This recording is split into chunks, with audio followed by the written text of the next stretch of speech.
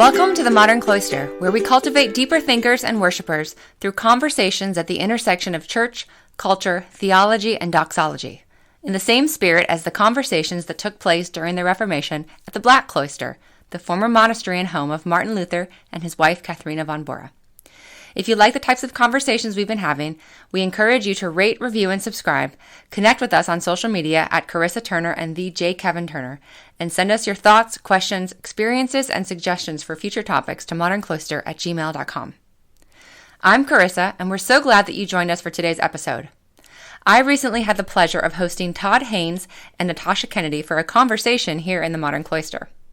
Todd is an editor at Lexham Press, and Natasha is a freelance illustrator, and together they form the foundation for the publishing house's newest children's book series called the FatCat series, which is aimed at making family discipleship and the practice of catechism, the teaching of children and new believers in the essential texts of the faith, the Apostles' Creed, the Ten Commandments, and the Lord's Prayer, accessible. There are already 3 books on the market in the series, with more to come, and we have personally found these books to be both beautifully written and illustrated. We've already been using them in our own family rhythms of worship and discipleship, and are excited to talk with both of them today, and hopefully encourage you to explore ways that these may make it into your own family rhythms as well. Hope you enjoy. Welcome, everyone, to the Modern Cloister. I am so delighted to be welcoming 2 amazing individuals to our show today to talk about some really exciting books for kids that help teach the deep theological truths of the gospel to our kids in a really accessible way. And I have here with me Todd Hains, who is the editor of the FatCat series and also the author of the Christmas version of the book that's come out, and also Natasha Kennedy, who is the amazing illustrator who has brought to life these books as well. Todd and Natasha, thank you so much for being here with us today. We really appreciate it. Thank you for having us. Yeah. It's good to be here. Yeah. All right. Well, let's go ahead and get started. I know some of the people who are listening may have never heard of this series before. And after they listen to this, I want them to basically run out and buy all of these books, because our family has been enjoying them so much over the past couple of months that we've had the Apostles' Creed version, but even in the recent weeks, having gotten our hands on the other ones. And I'd love to start by having you guys talk a little bit about the story behind the creation of this series. So why this series, why these books, and why now? Yeah. Tasha, do you want to say anything? Or do you want me to start? I feel like you should start us off, Todd. It was all your idea. Okay, in a way, it's my idea. But my idea wouldn't matter much without the art. So the story here is that Lexham has a passion for bringing back what's called the catechism. And by catechism, we mean just the text of the 10 Commandments, I think Exodus 20, the Lord's Prayer, so Matthew 6, and the Apostles' Creed. And we're trying to bring that back in all sorts of ways. And part of that is because 3 generations of Americans have largely been uncatechized. These are great ancient tools that the church has had for basically forever. You can get into some reception history about the Apostles' Creed, but we have some version of something like this from the beginning. Mm-hmm. And so Lexham is wanting to help bring back these tools for parents and for parishioners and for pastors. And so we've done that in some other formats. We have the Christian Essentials. For example, that's not a good example. This is a new one, but the Christian Essentials. So these are books aimed for normal lay folks trying to just explain word by word each part of these pieces. So for a long time, we wanted to do this with kids as well, to try to find, to help parents have words and to excite the biblical imagination of children. Mm-hmm. So that here's something that they can take these small words and then access the great big story of the Bible. Here are these paths. Mm-hmm. And so we start with the Apostles' Creed, in part because of some sort of messaging with Ben Myers. He's a very generative mind. And so he quickly came up with some really amazing text. I'm trying to think if I'm leaving anything out. Maybe, Tasha, if you want to take it from there about art. Yeah, we felt like art was a pretty big part of bringing the truths to kids, because even before kids can read, they're looking and engaging with these things. And so we kind of thought, like, let's keep this as basic and foundational as possible. And we kind of geared the art in a direction where we just did all of the life of Christ. And so when we did the first book with Ben, like Todd said, we were kind of just like feeling our way out. Like, if we did a catechism book for kids, like, what would it look like? And I kind of just drew this illustration of Pontius Pilate, like, as a test. And Todd showed it to Ben, and he kind of just immediately wrote out the text that you see on that page. And it was just like perfect. And it was so beautiful. And that was kind of like, that kind of started to be the kind of blueprint for how we did the book. I don't know. Would you say that, Todd? Yeah, I think that's good. Yeah, that was, so just in summary, what we're trying to do here is excite biblical imagination with the art that Tasha does. And so she's blending together some pieces of iconography, but then also early Disney was something we talked a lot about. Ivan Earl in particular. And then, yeah, the words that we're trying to do is to bring the very Bible to children. So, and to help parents then piggyback on this. So these books, there are a lot of tools in these books. You have the very words of the catechism. You have somebody explaining the catechism. You can pray for your kids. At the front, there's a prayer for children. In back, you can pray with your children. There are passages to go through these things. If maybe the Apostles' Creed feels funny to some American Christians.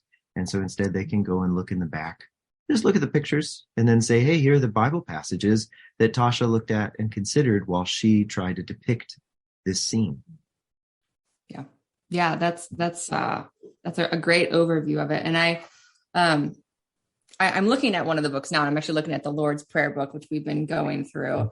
And actually, probably for our listeners, I'm not sure that we should probably list what all the books are that are currently out as we aim for what's coming. But there is one on the Apostles' Creed. There is one for the Lord's Prayer. And then there's one called The King of Christmas, which just came out, which is not specifically a catechism itself, but is a story pointing toward the coming of Christ and the Bible story of Christmas. And then one that we were just talking about before we started recording about Easter that's going to be coming out. And based on what you're saying, it sounds like there will likely be one on the 10 Commandments. Am I right in assuming that at some point? Okay. Yeah, the text we just finished. It's underway. Okay. Tasha's thinking about the art. Okay. I'm working on it. Wonderful. Wonderful. We'll have to have a little sneak peek of that if we can, maybe. So those are the books that are so far either out or underway. But for those who are listening and can't and aren't seeing this visually on video, one of the things that I have found so compelling about the layout of the book and the way that you guys have done this is being able to take line by line these truths in the Lord's Prayer and the Apostles' Creed, and be able to on each page have what that is, and then with all of that commentary, with some supporting text around it and all the references, is just beautiful. And yet it's done in a really approachable way, which is really engaging to kids. And one of those things that's really engaging is the fat cat. Is it a boy or is it a girl? Fat cat himself. We do normally refer to him as a boy. Fat cat itself. And I'd love to know, in thinking of how to bring the practice of catechism to the modern church, how did Fat Cat's role evolve and come to life as you guys were doing that? And how has it kind of shaped how you've approached the book? I'd love to dive into that, because it seems like a really new approach to bringing this to life for kids and their families. So I'd love to hear about that.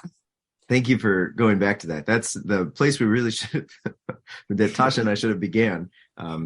It's funny, after last week, I was at a conference in Denver. And so I felt like every conversation I had, I was explaining this book. And so it's this funny thing of where you're like, wow, I've said this so many times. But anyway, new context. So I need to go back to the speech. So what is Fat Cat?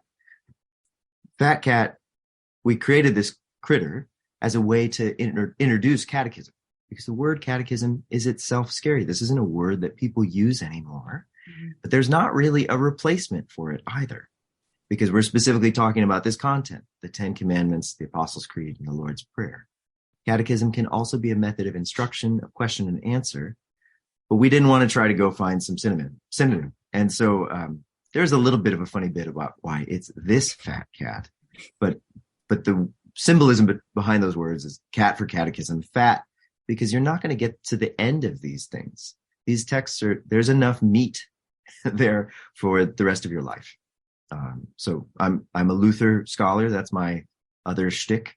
And Luther said, I can take one part of the catechism. I'll take the first commandment, which he would usually in preaching say, I'm the Lord your God. Mm-hmm. I can think about this. I just get through one word, and I'll spend a whole hour, and then I need to go to work. And to get through the entire 10 commandments would require more than a lifetime. So Fat Cat is hidden throughout all these pages, and he's this little icon of the catechism, trying to draw children's attention to what's going on in the scene. And a personal side of this is that my wife and I had a very fat cat when we bought him when we got married, and he died at about the time that this story was all this was becoming firm. And Tasha had gotten a real kick out of seeing this. He was a very large cat. I still feel bad about it, but so there was a picture of him eating out of his bowl with this little gray kitten that Tasha and her husband had given us. And she had drawn this very forlorn picture of this fat cat and then had put wings on him, and eventually just iterated on this until you see the cute, sweet cat that's in these books. But that's the origin is from this very silly fat cat that we had named Earl. Spelled like squirrel, but without SQ. Love it. But Tasha, were there things that you would add there about what is Fat Cat? It started as kind of like a tribute to Earl. And there was this like video that Todd sent us of his toddler son, like trying to pick him up. And he's like, like pulling as hard as he can. And he's like crying because he can't pick up the cat. Mm-hmm. And we're like, it's like the catechism. It's too much to even lift, Weighty. Yeah, it's weighty. we kind of were like, just joking around about how we could make that work. And like, we could totally turn this into a catechism character, just a character that represents the catechism, And so, that first drawing I did of Earl just kind of like evolved into a very simplistic, the cat you see in the books. In fact, you can kind of see a little bit of his artwork changing throughout the books. Like I would say at Apostles' Creed, he's Fat Cat, but he's not quite there. And the rest of the books, it's like, okay, he's been branded now. Like I know exactly how to draw, But that's how he started. We actually made this funny little animation of Jesus like trying to pick up Fat Cat, and then he's like lifts him up in the air and is triumphant. We're like, Jesus can lift Fat Cat. Yeah, and that was Tasha's husband Lindsay had made the point. We were worried that that people internally at the company would think it's too silly. And Tasha's husband had just made the great point of no, it's perfect. It's approachable. Mm-hmm. It's not too far out there, but it's friendly. And so it's something for folks to grab to. There was some criticism also early that, very friendly criticism, that we didn't hide the cat hard enough in Apostles' Creed. So Tasha has worked very hard to make him harder to find in some of these other things. And in Christmas and Easter, there are other things to find as well. Oh, okay. I didn't realize that about the Christmas one.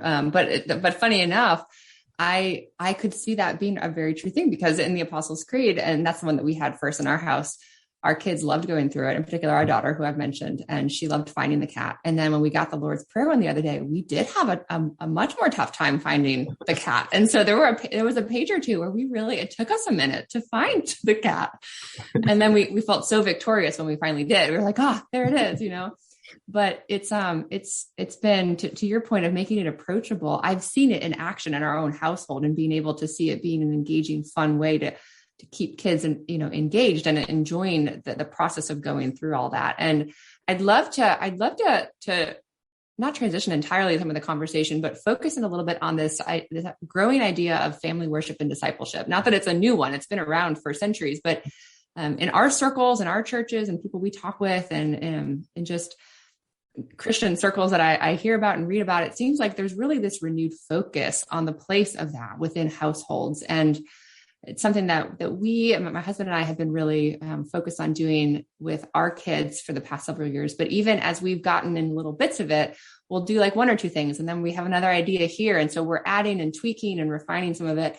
But one of the first things that we did, and this was years ago with our daughter, when she was maybe 3.5, and really started being able to talk in full sentences and all of that, we started teaching her the Lord's Prayer.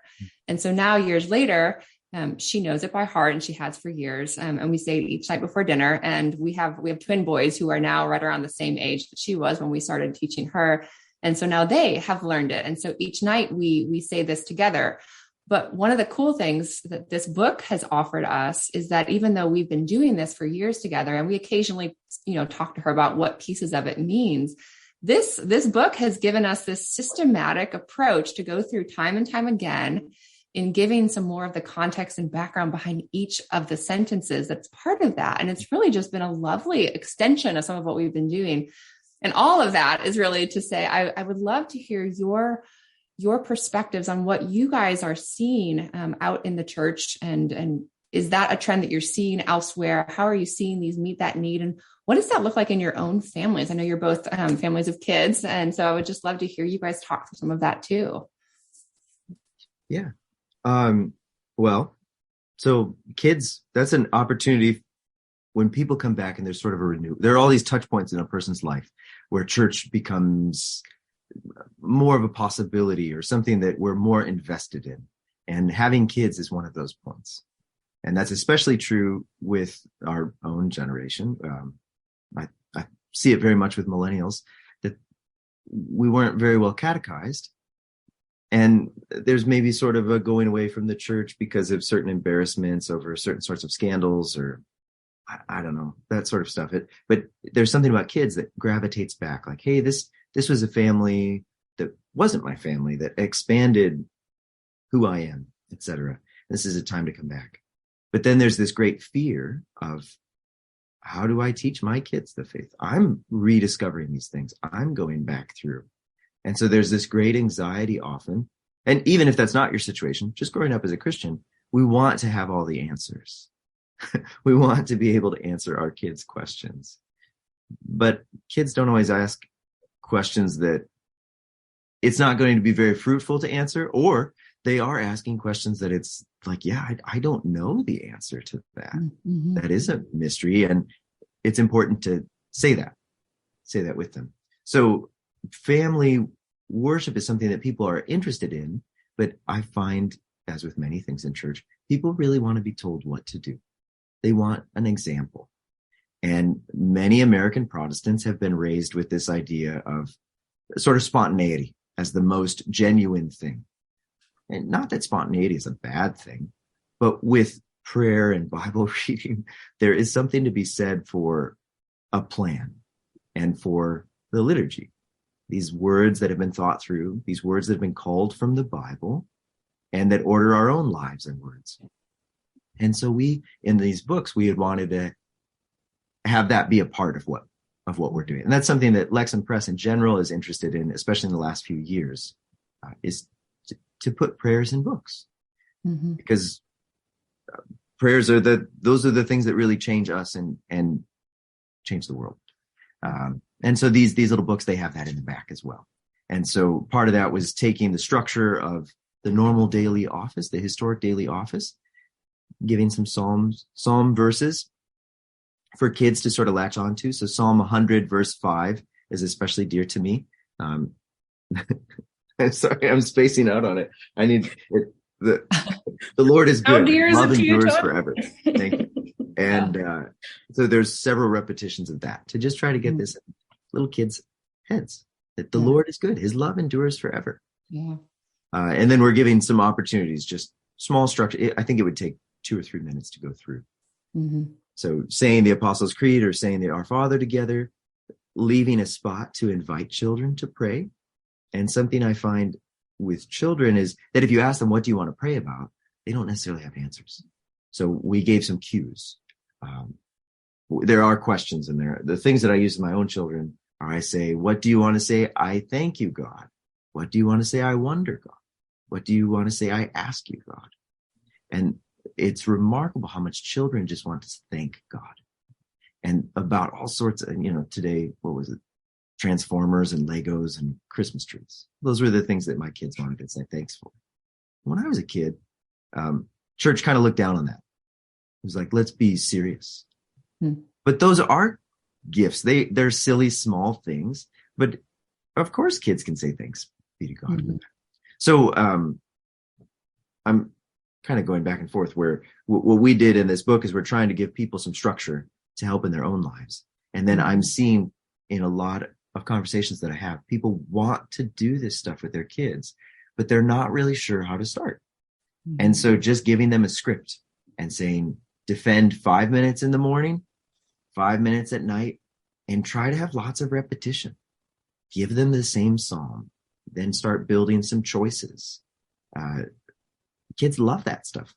I mean, they absolutely love it. And their little minds are just made to memorize things.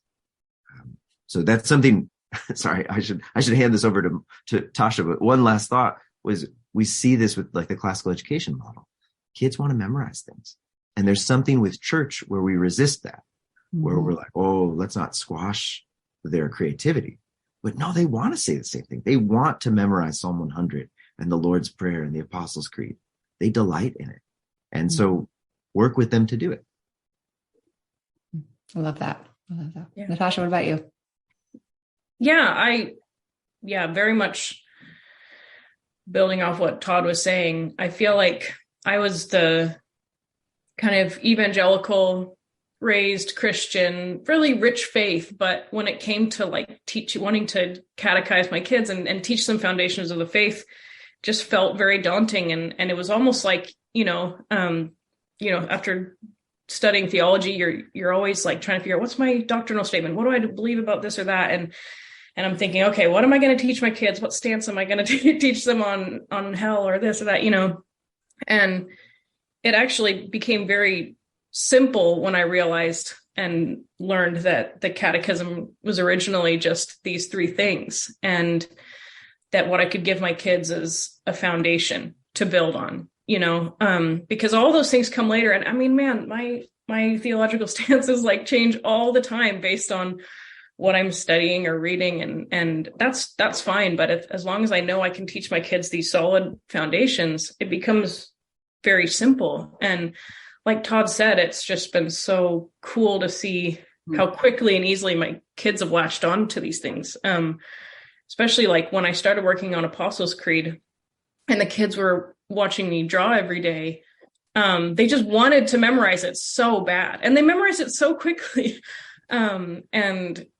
And they want to look at the pictures and say it over and over again. And same with the Lord's Prayer. Like that's just become something that, my oldest daughter, whenever we go to take communion at church, I always would see her at the kneeler, praying. And I finally asked one day, like, what do you pray when you take communion? She's like, oh, I just pray the Lord's Prayer because that's what I know. And I was like, oh, that's so cool. It's like you're putting these tools in your kid's pocket that they can always just confidently use. I love being given words to pray. I feel like that's been really powerful for me and for the kids. And I really like the way we've done the FatCat books, because I feel like there's layers to how you can use that with your kids. Like for my kids that don't read at all, like I have a 1.5-year-old, and she, she's like not really saying very much, but she looks through the books and just points at every fat cat and says meow meow. It's like already there's like pictures she can engage with. She can be becoming familiar and listening while the other kids read it. And then you have just the lines of the catechism, like just Our Father who art in heaven. It's like you don't even have to read the text. You can just read those words and just read them over and over again. And then the commentary like lets you go deeper and gives you questions to ask and things to ponder about. And then you can like go to the back and look at all the passages that we thought up and used to like put this together. I just feel like there's a lot of ways to. It can be simple and deep. It can kind of be whatever you want. Yeah. Well, that's actually a really great segue into the next question that I'm really excited to ask both of you. And it's a similar question, but with a different focus. So for Todd, it's going to be a little bit more on the writing pieces of this book, both from an editor standpoint, as you worked with the writers who wrote the text for the Lord's Prayer and the Apostles' Creed, but then also how you approached the King of Christmas. Well, not one of the original catechism pieces, something that was designed to complement this.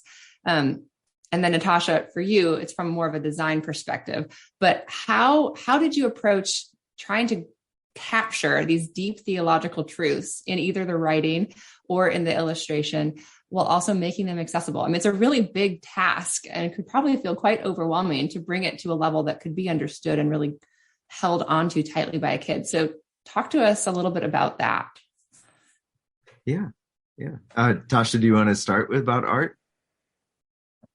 Oh, sure. No. Yeah. Yeah. Go for it. Yeah, I feel like the art was obviously very much like following after the text and what Todd would bring to me, or what the authors would write. But we tended to start with like a meeting where we talked about the vision and looking at things from a zoomed out perspective. And we would storyboard, we'd do these quick gestures and discuss like what pages, like what stories from Christ's life we wanted to use to represent each point. Mm-hmm. And we would kind of like, start very zoomed out and then get zoomed in. And I would do just quick pencil drawings for Todd and send them over. And he'd be like, oh, add this, or maybe focus on that, or am I getting too much into the weeds here? No, this is fascinating. I love hearing about the storyboarding. Were there any particular pieces of any of them that were particularly challenging to encounter? Like a line or two that was like, wow, what are we really going to do with this to help it really land well and be understood? Yeah. Every I feel commandment. Sorry. Like every commandment. Oh my gosh. The 10 commandments that we're working on right now is so hard. Yeah. Sorry, you were going to say though. Yeah. As far as like books that you can actually look at and read right now, I would say, I mean, like doing this at all, like you said, it's really like, it's work I do almost like with fear and trembling, because I'm like, kids learn so much visually. So if we're drawing theological truths or like foundational truths for their faith, that's like so scary. And I want to make sure that I'm saying enough and not saying too much, you know? So definitely some of the spreads that like felt daunting, you know, obviously in Apostles' Creed, things like the descent into hell, or Jesus judging the living and the dead. Those ones I really kind of was like, oh, you know what? The first picture I had to draw that I just like hated and to this day just don't even like is the God the Father. Because I'm like, how do you draw the invisible God? Well, you don't. Mm-hmm. And Todd's like, well, you know, you could draw the wings of the cherubim and you can, you know, let's do the throne and maybe, and I'm just like, I don't know how to, you know, it was so frustrating to do that first. Cause I'm like, give me a person to draw, you know, give me something, you know, it's not, you know, it's like, yeah, anyway, I could go on and on about that. I could see that one in particular. I just skip past that page whenever I read the book. I'm like, well, the living and the dead, that was the last piece of artwork in the creed, if I remember. Because we were having a hard time mapping it to what an image was. And some of that was anxiety about the way that people would interpret whatever we chose to do. So one of the things that I think the art helped us settle on is that we are teaching children, but we also are preaching. And so there's certain things when you preach that you're after more. And so all of these books, the big goal of the FatCat books is that we give kids the gospel. This isn't just moralism. That was one of the great difficulties with the 10 commandments is how do you talk about these things, that this is the description of the good life, but how do you do it with promise? And so that's what some of these other things did. And some of the stories lend themselves much easier to stories of great promise. Like, for example, I find the picture of the woman being forgiven by Jesus in John 8 in the forgiveness of sins in the creed. It's really pretty. It's really beautiful. It's a touching moment. But yeah, the judgment of the living and the dead, where's the promise in that? And so we went through some back and forth about an initial version. I don't even think there were pictures of people. We had animals. Yeah, it was like sheep and goats. Yeah, and it just really wasn't working. And what I ended up leaning back on when we were talking about this was Martin Luther, whenever he preached that passage about the sheep and the goats or the coming judgment, what he latched on to is that the last day is like summer. And so summer is something people love. You look forward to summer. The trees come out, the leaves come out on the trees. The fruit is now ready to eat. Everybody loves summer. So who wouldn't love the last day? Here comes Jesus, and he comes to judge, but we're already judged in him.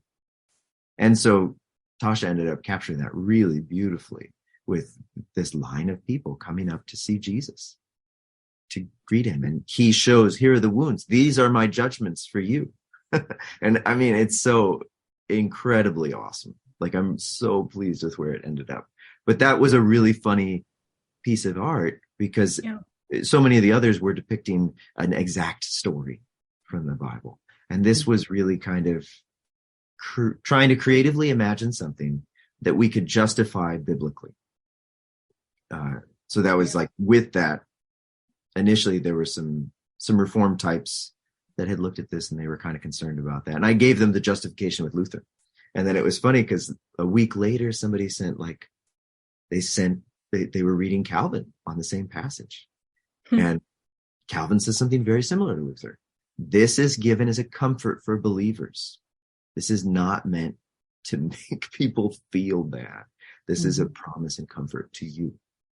So, that was, and the process has kind of shifted. That was where the creed, we started with the art. Yeah, we picked these passages and started with the art, and then the words kind of fit in afterward. Oh, fascinating. Okay. With that was just, it wasn't an intentional thing. It was just kind of what happened. The creative process is a mystery sometimes. So since then, we've really tried to go starting with where we all come together. We pick a passage, then we try to write words. And we try to get the words really tight so that Tasha can sort of, I'm saying spew forth art is what comes forth, but that's not very beautiful, but that it just kind of generates out of her. It's a lot easier rather than her having to think, where are the boundary lines? What am I going to cut off? Yeah. This way the words are doing that for her. And then usually there's some level of revision when we put the words on the page with the art, that we see things aren't necessarily working, or that we need more of a tie-in so that people understand what passage this is. The passages all need to be, as Ben Myers had said, they need to be stereotypical in a certain sense, so that people look at them and they don't have any doubt. So like the hardest one so far that we've done in that case is Thy Kingdom Come in the Lord's Prayer, which is the Johannine Pentecost. So Jesus breathing the Spirit onto the disciples. That was the trickiest one because I don't expect people to just know off the cuff, like, oh, this isn't just any Pentecost. This is that Pentecost. So Tasha did that really lovely with art, having the dove in the form of wind. So now we've tried to shift to supporting Tasha by having these words ahead of time. Yeah. But also sorry. Oh, no, it's good. So that's, each author has their own sort of strengths and differences. And so it's just, that has been interesting. And where working on a children's book is different than working on an adult book, where you're really raking people. With an adult book, there's all sorts of things to like let go, where you're really pushing someone just to do the best that they can. In a lot of ways, editing is like grading. With a kid's book, there's this really practical and high ideal of meeting a child so that you're giving them concrete personal words that are not abstractions, but then are also something that they can grow into. So that's like Hal Sankbeil that did the Lord's Prayer. He talks about that with, sometimes you buy your kids clothes that are a little big that they can grow into.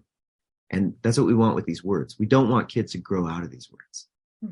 So some of these things in the Lord's Prayer and in the 10 Commandments, I have no doubt that they're going to go over the heads of kids, but they are going to hit parents right in the eyes. And so I think they'll kind of come back to some of those things. So that was just constant. Each of these, we really had to do one thing. And each piece of the catechism has its own difficulties. So like the Apostles' Creed is a story. It's a history. It's the history of histories. And so that makes certain things a lot easier that people get really excited about. The Lord's Prayer, you don't just want to explain it because it's a prayer. You want people to pray it. And so that was a unique difficulty there. How do we draw out one thing that people will have questions about, but then make sure they're praying? And so that was where we introduced this structure. Also explaining, because we went with the traditional English wording that's found in the Book of Common Prayer of 1549. That's what most people use, that version. But we have all these modern versions. So the beginning is, Lord, teach us to pray. And then we said those words in modern words. And then at the very end, there's this set formula. Our Father, you love us just like you love Jesus. And then some prayer based on this thing, so that parents also can adapt this. You could just read that beginning part.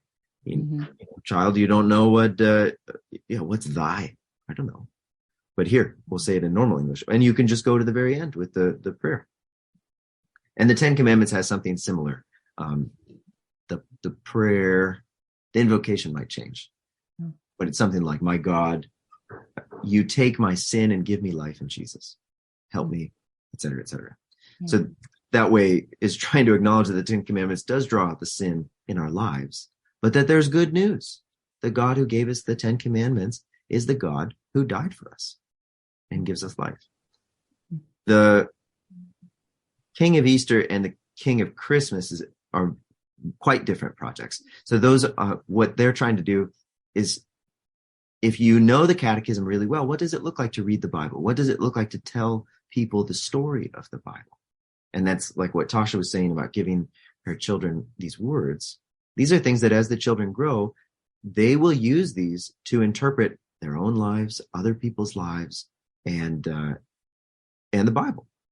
Sort of an aside, my dear friend Ethan McCarthy, who's an editor at IVP, when he last watched Inside Out with his children, I think it's Inside Out. Yeah, Inside Out. His daughter was like, did the mom break the 6th commandment when she was thinking about the Brazilian yoga instructor? The 6th commandment, do not commit adultery. And he's like, yeah, she did. She did. But it's just interesting to see the way that children bring these up. So the King of Christmas and the King of Easter are asking very specific questions. The King of Christmas is, where do we find God? And the King of Easter is, what does God do when he finds us? And so the text there is super duper patterned. It's to be predictable, to be as tight as possible. And then also to give some of those things that people see, like, oh, that's the passage you're talking about. That's what's going on. So, but they're both very patterned. The King of Christmas is, the Magi and Fat Cat are going and looking for Jesus, because in Matthew 2, the Magi call Jesus the King of the Jews. The only other person that does that is Pilate. So right there, when they ask, where's the King of the Jews? You know this baby is going to die. Like, that's where the story goes. And so that's where King of Christmas goes. It has them looking, is Jesus in the sky where the stars are? Is Jesus in the water where the fish are? Is he in the field with the beasts? No, he's not in any of these places. Is he where the rich are, or the thrones of the mighty? Is he where the soldiers wait? Is he in the market where people sell stuff? No, he's not there. He's not even where the scribes are. He's in the manger. That's where we find Jesus. And then it keeps going. We find him on the cross where criminals die. We don't find him in the empty tomb where they put his body. We find him in the word where he promises to be found. So then that sort of reinterprets all those other things. And then the King of Easter is taking the Zacchaeus story. The Son of Man came to seek and save the lost. And it's just taking, that is the Easter story in Zacchaeus' life. And so it's taking all these people that Jesus meets and just asking that question. So there the goal was to match different sorts of people So people like the Virgin Mary. Does she need to be saved? Yeah, she does. Even though she believed the angels, and she was saved. And then we have people like Saul, later named Paul, who's killing Jesus' friends. Does Jesus save even him? Yeah, it does. Yeah. So those stories are doing something very different, much more patterned, which made it easier and harder at once. I can see that. Well, it's just lovely. And I can't speak for the Easter book. I haven't seen it, but I'm excited for it. But the King of Christmas has been a lovely addition to our Advent times together as a family. And we've really enjoyed reading it. And it's a very easy and fun read. And I love, even as you said, like the Magi and Fat Cat go looking for Jesus. It's just a funny pairing.